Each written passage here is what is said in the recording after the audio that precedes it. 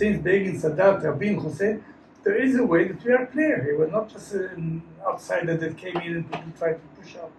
So we can help America maintain its allies in the Middle East, whether it's Egypt or Saudi Arabia or Jordan or many others. Maybe Lebanon, I know what's going to happen tomorrow. We should play in that, see the American role here, and we have an interest, the same interest, you know? So, Don, thank you for taking the time to speak with me today. Really appreciate it. A pleasure. Before we get to the present and Israel's current strategic outlook, I wanted to take a quick trip into the past. You served many years in the Knesset. You helped found the Kaz party. You most recently served, I believe, as the deputy prime minister. And so I wanted to ask you, throughout your time in politics in Israel, what achievement are you most proud of? What achievement are you most proud of? Well, it's a sort of appreciating myself. I don't like to do that. I had, if you'll humor me. I was as a secretary of the cabinet under Begin and Shamir. I got very intimately involved in everything that was interesting to me and important for the country. So it was officially, of course, not me. I'm the secretary, but I felt that I contributed to something that was very interesting period, very fascinating. Then as a Minister of Justice for 4 years, we introduced what we call the constitutional revolution, human rights laws, and other things. I liked it very much. Ministry of Finance, I had a short period because me and Netanyahu did not get along very well, so I resigned after a year, but I think we did good things. And then Minister of Intelligence, and I did things in the peace process and in the security of Israel. So I look back with satisfaction, things that I've done well, and some sorrow that didn't do enough. I think that I could do better maybe. But this is normal with every human being, and I don't want to try to give marks to myself. It seems somewhat boasting. I don't do that. That's very fair. As we approach the present, and specifically October 7th, at the speech that you just gave at the Urban Kotler Annual Strategic Workshop, you mentioned that the failure on October 7th, while it was a major failure, preventing it would not have been a major effort. I believe you said, one regiment on the border with Gaza would have been enough. If that's the case, was the failure of October 7th really a multi-level strategic failure, or could it have been described just like a one little decision to not have that regiment there, and that's the whole thing? No, but it comes from deeper than that. It goes deeper than that. The first was the intelligence failure. Now we know, I was not in it, I'm out of the government. But now what you read in the press, in the media, there were enough indications, very strong indications. It's awful that people didn't understand what they were seeing. So it's a huge mistake. One needs to think of human brains, the human nature. Why don't we see things that are so clear? We built a fence, which was very good at preventing under the tunnel to be dug under the space, under the landscape. But nobody guarded the fence. So with every tractor, every bulldozer can top it down. So every 7-year-old will tell you, how did you guard it? So had it been guarded, I think there wouldn't have been this failure of intelligence and failure of defense. After they invaded, a whole day, or practically a whole day, the army wasn't in fact there, which is awful. I will never forget all my life the crying, the shouting, we're being murdered, where are you? In the state of Israel, it's awful. So there are two layers of mistake here, or failure, intelligence-wise and defense. I'm just saying, one of the things I saw on the media, there's information, I think 5 o'clock in the morning, Sinwar calls these people and say, look out, don't the Israelis prepare something for us? No, it's all quiet, and it's not. Had we prepared, not big, it's 60 kilometers length of the border there. I say regiment, I don't know, it's 1,000 soldiers, 500, some tanks, some helicopters. Somebody would have given notice, and it might not happen. See, we see the failure when it happened, October 7th. But thousands of days, every day it didn't happen, there was no failure. I suppose because there was defense, or there was deterrence, there was something that worked. So the fact that one day it fell meant that something wrong, very wrong, was in the system. But it doesn't mean that the whole doctrine was failing. If you don't defend, the fence. They will follow. One thing I can say here about risk management. There is a decision by Netanyahu and others to try to find a modus vivendi with Hamas. You can't have peace with them because they are after us, they want to kill us, they want to get rid of us. Religiously, there's no compromise. But okay, they got Gaza by force. They won the election, they got by force, they killed the PLO people, they got Gaza. So what do you do now? It's not about killing Sinwar. There were other people. There was Sheikh Yassin, there was Rantisi, they come and go. Do you want to conquer Gaza? Conquering Gaza may exact a very heavy price. You see it now. And then maintaining the rule of Gaza, 2 million people. So it might not have been a mistaken idea to try to find a modus vivendi. Let them live and let us live our life, and the border should be quiet. From Netanyahu, it comes from different reasons. He doesn't want the Palestinian Authority, which I don't agree with him on. But okay, all right, you did this, and it's him and Israel. But don't forget, they are the Hamas. So they do what one calls risk management. Every month, calls the head of the intelligence, Shin Bet, military intelligence, ask them what are they doing, what do we know, how many people do we have in. If they do attack, because 10% probably it may happen, do we have defense? Ask the basic question, because it's not you decided now Hamas becomes a member of the Zionist movement. They're Hamas. Maybe you're right, no, you don't attack them, but defend yourself. And there was no risk management here, not right now. So this is a huge mistake. Even in the future, whatever agreements we're going to have after this story is over, we'll try to make the best defense. Always remember, it's about risk management. It's never 100%. I don't hold now a big army against Egypt, because I know that Egypt is our friend. Can there be something in Egypt? I don't know, but I don't build an army. I have to think of it. Look, that's something changed. Jordan, other things, the world is changing. So don't think that you've resolved and now everything is going to be quiet. No. It takes care. You need to be careful all the time and look at it. This is the Prime Minister, the National Security Advisor, the Chief of Staff, the head of Shin Bet.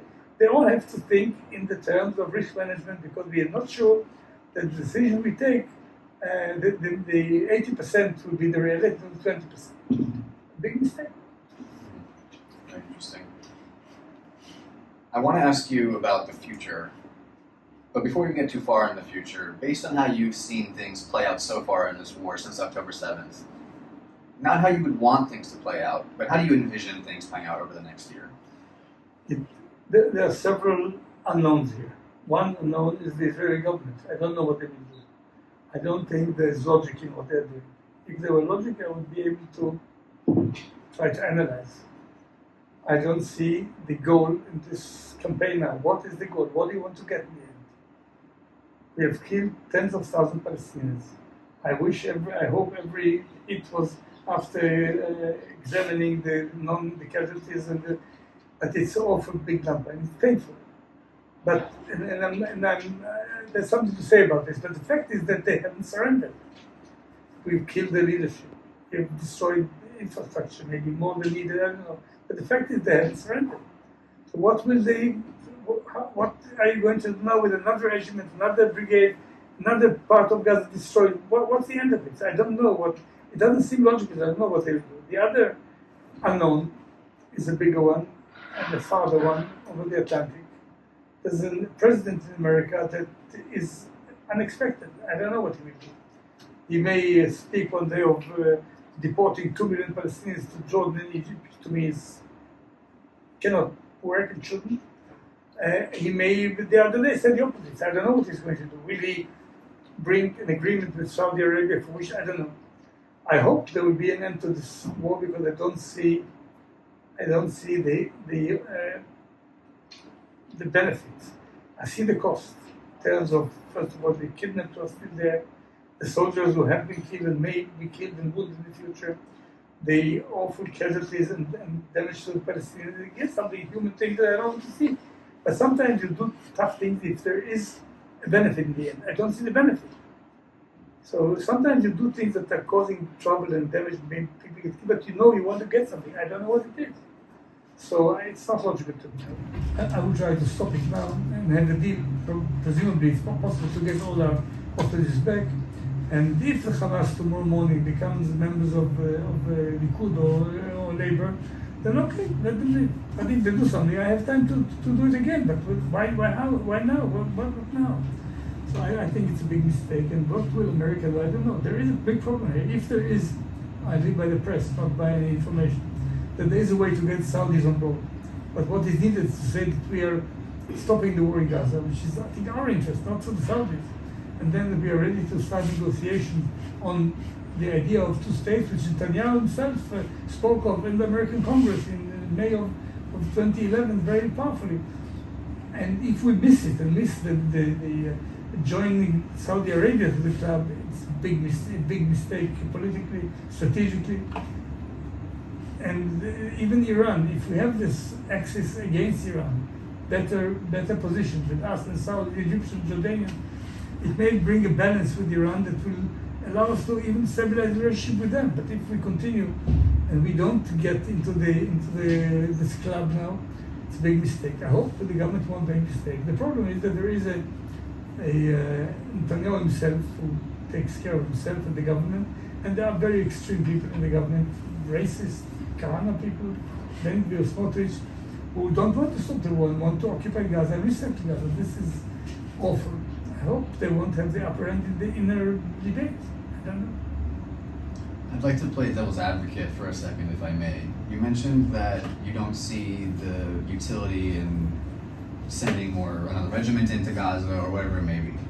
There are those who say that there are a couple neighborhoods in Gaza that have not been operated in at all, and that if Israel were to go in and do what it did in the rest of the strip there, then maybe Hamas will surrender then, or will be neutralized enough to where you can declare victory or whatever it may be that the government is, like you said, looking for at the end.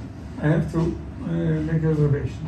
I said I don't see the logic, but I don't know everything. Maybe that is I don't know, and had I been in decision-making process, I would study and learn and know more.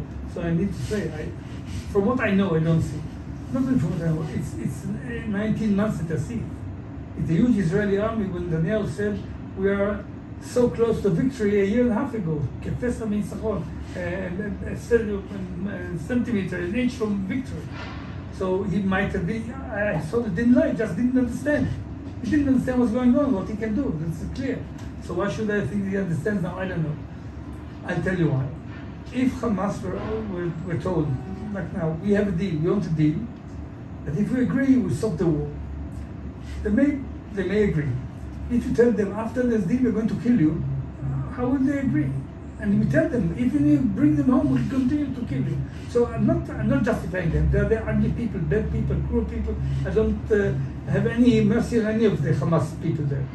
But it doesn't stand to logic that if you tell them, give me the hostages, or let me take them out and I'm going to kill you. It doesn't stand to logic. This is what they are told.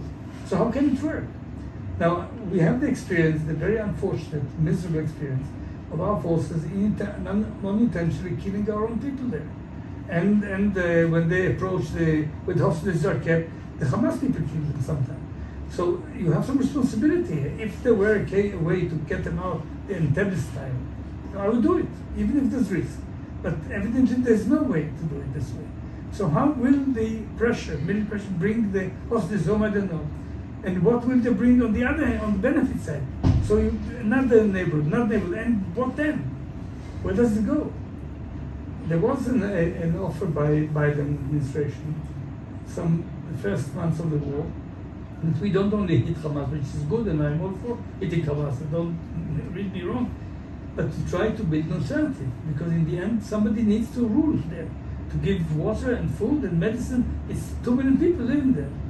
And here they had the offer, and the understanding that I get from the press that the Emirates and the Egyptians were ready to go with that program if the PA asks for it, not we. We are the occupiers, the PA is legitimate. I would have said yes. I know the PA is weak, not because of us. They lost to Hamas in the election. But we have an interest in helping the PA to have some governing body. It may have worked, it may not, but they didn't try it. It was offered. And the Egyptians and the Emirates or other Arabs are important players here. They have an interest here. So if you hit Hamas day and night and you don't offer an alternative, they will continue to be the rule there. And this is a big mistake. So if I look ahead, we need to find some arrangement, right? We need something to talk to. Hamas is not a partner, we understood that. Even if it didn't do it right, there was a partner. So if there's nobody there, what will happen? The problem with the government, I'm afraid, if there is some reasonable government there, by the PA or some other name, now you can negotiate. And they don't want it. Because the government is built on non-negotiations. So I'm afraid this is the idea of the rub, I think. But I'm not sure what happened in the government. The fact is that you can't win without military power. You can't win military power alone. You need some diplomatic or political alternative to substitute Hamas. If we don't do that, they will continue to be there. I'd like to expand out a little bit. Prior to October 7th and post-October 7th, I believe there's been a change in Israel's strategic picture on the world stage. For example, when I think of pre-October 7th normalization, we had the Abraham Accords, we were getting close to normalization with Saudi Arabia even without recognition of a Palestinian state. We were also, the economy was doing well, tourism was all-time high. Now, we're in a different situation. Do you think that, should we somehow be able to resolve the conflict in Gaza and whether it's a two-state solution or something else, start making progress on the rest of the Palestinian issue? Do you think we can ever go back to where we were? You never go back in life or history. I cannot go back. I'm at my age, I can't go back to be younger. This is it. And you can't go back. But I think that some of the damage is done to us, to Israel, in the political stage, in the international stage, can be repaired. Something will stay. I'm afraid the pictures from Gaza will stay for many years, and it's a stain, and we'll have to deal with it. And we can go to it. That's a different story. Even if there's no solution in Gaza because of the obstinate position of the other side, it's a totally different world. If the world thinks that you want to get an agreement, the other side says no, which was the case for 53 years. I was with Barak at Camp David in 2000 with Arafat and Clinton. He offered everything we could think of, and then Arafat said no, and Clinton said to Arafat, you're to blame. I read of Olmert's negotiation with Abu Mazen in 2008. And everybody knew that we tried to get an agreement, and he said no, didn't say yes, right? We saw Sharon giving up Gaza without anything in return, and the world was with us, although they turned it into a launching pad of rockets. So there's a different story if we seem ready to resolve this anomaly. We haven't created it, they didn't want to change it. But still, we are ruling there, and it's not something that is popular. And if we seem not to be serious about this, or the opposite, say we'll never leave, we'll continue settlement there, then we will lose the war. This is obvious, I think. We are 56 years in the territory, since 57, right? But most of these years, the world, to a large extent, was with us. Some differences. Nobody, in most cases, didn't blame us that we don't want a solution. There were some, but most people in the free world understood that we try and we have a big problem. Now we don't seem to be trying, we seem to be doing the opposite. So if there are some, what we call shared values, they cannot support indefinite rule there without people that are not voting, not participating. Where does it go? If they see that you try and they don't want, okay, what can they do? This is what was proven by Olmert and Barak, and by Sharon in a way with his withdrawal. So we seem rightly to be the one that is interested in putting an end, and not to end of Israel, not to end of Palestine, find sort of reasonable solution. And now we don't seem to be in that direction at all. So we're in a second Trump presidency, and there are those in Israel who feel like we're starting to see a divergence from the first term. Just to name a few things, the Houthi deal that America struck without consulting us. They need to be consulted, but that's something people are upset about. The talks with Iran, which appear to be heading towards similar to a JCPOA style agreement, which Netanyahu was presumably not happy with, and the almost snubbing of Israel and that he's coming to the region and not going to visit us. Do you think that there is a rift developing between America and Israel?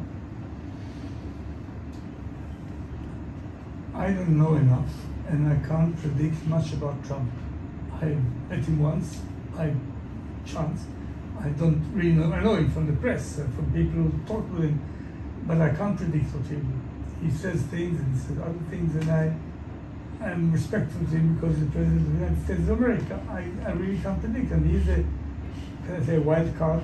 He may change everything in that direction, that direction. I think, again, it's my analysis. It's not any information I have. He doesn't want to go to war, and he wants the economy to strive, not to be. And for this, he said, by the way, I'm not going to open war, I want to end war. He wants to end the Ukraine-Russia war. Whether he does it right or wrong, it's a good question, but he tries to do that.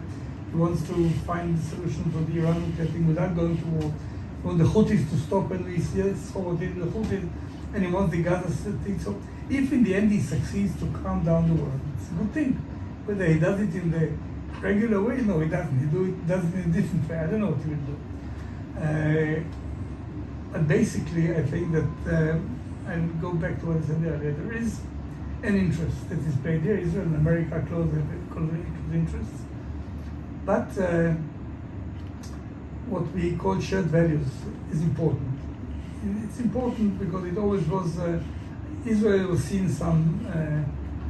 like a new America in a way in the Middle East, and the way that we did it, the pioneers, it seemed very, very close to us. And the fact that we are a democracy, that troubled area of the world, the Middle East, was very important. And today people, because of cynical attitude, scorn it, okay, the values, okay, but I care about them for myself, not just for America. But if Israel one says we'll continue to rule from the Jordan to the sea, with no Palestinian state ever, but they will never vote because we lose our majority, then it's the opposite values. It can't go with the America that I know, unless America changes. This is something that is deep. Even if there's no agreement, what is the target? What's the goal? Where do we go? This is at least not clear now, and it's threatening the common values and so forth. Then I think that we need to play, and we did do it, a good role, a positive role with the Arab countries in the Middle East. We can do it now. Since Begin, Sadat, Rabin, Hussein, there is a way that we are a player here. We're not just an outsider that came in and people try to push out. So we can help America maintain its allies in the Middle East, whether it's Egypt or Saudi Arabia or Jordan or many others. In Lebanon, I don't know what we're going to have tomorrow. We should play in that, see the American role here, and we have an interest, the same interest. We're not for anymore. We don't look as victims. We are subjects, not objects of history now, and not as so poor. We can do things. I think it can be mended, but one needs to make a clear statement of where you want to go, what you want to do, and it's not clear now. This is something that needs to be said. By the way, it needs to be said to the Israelis. What is the end goal? Where do you go now? It's not clear. Well, still on the subject of America, there are those who see the past 20 years as maybe a sliding down for America and a rising China, a more multipolar world. Regardless if you believe in that, do you think that Israel should, what's the correct word, should try and not be solely dependent on America as the main power that factors? Should we try to develop relations with China and India? And Israel, America is an important element of Israel's security and Israel's existence, Israel's diplomacy. It has been very beneficial to us for decades. From the decision of Truman to recognize the Jewish state in Israel in 1948, and although America didn't sell us any weapons in the mid-60s, after that the Israeli military is based on American cooperation and weapons and so forth, and diplomacy is very much coordinated. So I won't give that up. I won't take it for granted. Even the money, that $4 billion we get a year, it's not given. It's given. It's not a given. We're getting it. We should say thank you and take it into account. This does not mean that we don't have to develop good relations with other countries. Europe, of course. Russia, if one can. Now with Ukraine, it's a different story. China is a growing power. Whether it's Thucydides' dilemma that of the one declining, one going up. I don't know, but China is an important country. They have relationship with us. We have sold them things, even military things. Then the Americans stopped it with the Falcon. You remember that story? The Americans don't see with good eye what we do with China, so we need to take it into account, but try to find a way between them. We shouldn't give up on China, not at the expense of alienating America. The world is more complex. It's not that simple. But China is not an enemy. Why should it become an enemy? And it's an important country, and we shouldn't quarrel with them. We shouldn't do it against America. Unless America has still, and I think will have, priority in our deliberation. Sometimes we have to accept things we don't like, but if America asks me, it's important to America, we take into account and try to see that we are enough independent to do our things economically, tourists, defense, whatever. It's not only, we're not another American state in the Union. We live here. We have our own country. We fight for ourselves. But America-Israel relationship is important. I just want to add one thing about the shared values. American Jewry. American Jewry? Yeah. Jewry, not jewelry, Jewry. Yeah. Not the same thing. Jews of America. Some people think it's the same thing on 27th Street, but it's not the same. American Jewry. Most American Jews, as most Jews in the world, are on the liberal side. They are a minority, and they are with minorities. The American Jews and the Israel relationship are of critical importance for us and for them, I think. Since Israel is there, it's a different world. And if we are a Jewish state, which is we are, we have a responsibility. And we should not dissociate ourselves from the values that I think should be our values, the merits of American values, of American Jews, like minority rights and individual rights and independent judiciary. And I think it's I'm no evangelists who support us, but I don't want to replace the Jews with the evangelists. We get support, fine. I'm not telling out any support I get, but American Jewry, diaspora Jewry, and American Jewry, especially with 5 billion more people, we need to take them into account and don't put yourself in a partisan American politics. We've never been Republican or Democrat. We have people both here and there. We never took part in the campaign. And the impression may be that in recent years this was different. And it's a mistake. Not that I don't want to go into whether I'm for Biden or for Trump or for Kamala Harris or for Clinton, Obama, Reagan, or Bush. It's not my business. It's American business. But we should have the bipartisan support, which comes, by the way, from the shared values. See what happens in the Democratic Party now, and from our interests as Jews from here and there. So this is a part of the decision-making consideration. So for my last question, I wanted to ask you, turning back to Israeli politics, after a lifetime in Israeli politics, what message do you have for the next generation of politicians in terms of what they can learn from your generation and how we can do things better? Keep the values on which Israel was built. Don't let it erode. It was built on we didn't build a Jewish community, we did a state. It's about 20% non-Jews and 80% Jews, plus minus, should be equal to all and democratic. And keep the Jewish values of human rights and trying to get peace and be strong. Don't be naive. Have strength in the economy, in army, in science. Try to excel. And in the end, if I speak of the leadership of tomorrow, the politicians of tomorrow, of today, try to lead, not to be led by the emotions of the voters. It's easy to get voted in by the emotions, by the basic instincts, the lower instincts, I can say, against the other, who is not this, not gay, not Arab, not Jew, not Muslim. That's not leadership. Try to think logically. You can be religious, secular, but don't count on miracles and don't count on Kodesh Baruch Hu to do the job. It's in your hands, it's in your brains. Think what is right and do the right thing morally and efficiently. Thank you so much, Meridor, former Deputy Prime Minister.